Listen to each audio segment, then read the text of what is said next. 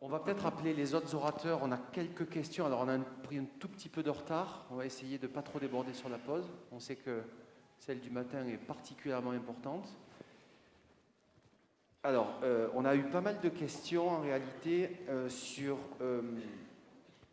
la comparaison des appareils en RSB de sortie, mais surtout sur les marques. Les marques qui étaient volontairement cachées. Alors, je vais répondre tout de suite à votre place. L'objectif n'est pas de comparer les marques entre elles, mais plutôt d'analyser les différences entre les classes 1 et 2. Donc, je pense, sous votre contrôle, qu'on ne dévoilera pas les marques. Ce n'est pas du tout l'objectif. Par contre, on a 2-3 questions. On va essayer de faire vite. Alors, la première est pour Balbine.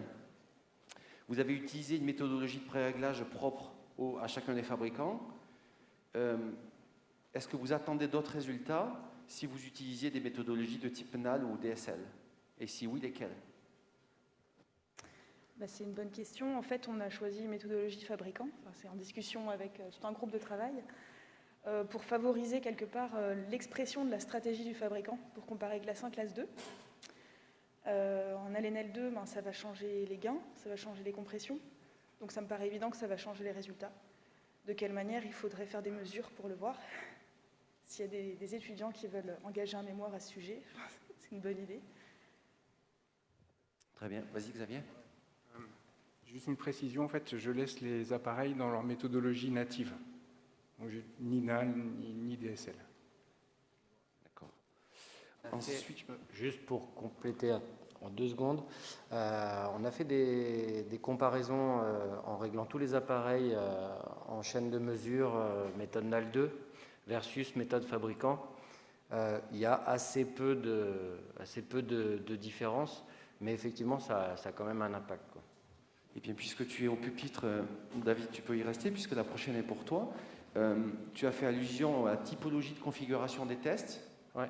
nombre de haut-parleurs, l'azimut du signal ou du bruit. Pour toi, quelle serait la configuration la plus écologique pour tester? Et pourquoi on utilise toujours un signal de face et un bruit derrière, alors qu'on sait que dans la vie, c'est jamais vraiment le cas? Ouais. Aucune condition en cabine va être écologique. C'est pour ça qu'à la fin, c'est les essais, les questionnaires qui seront le vrai juge de paix. Mais c'est vrai que quand on a des bons résultats, que ce soit avec 1, 2 ou 5 haut-parleurs, c'est déjà plutôt positif pour la suite. Mais c'est pour ça aussi qu'on ne voulait pas dévoiler les fabricants, parce que c'est uniquement des tests en laboratoire, et un petit peu comme ce qu'on pourrait faire en cabine d'audio, mais on n'est pas écologique et on n'y arrivera pas.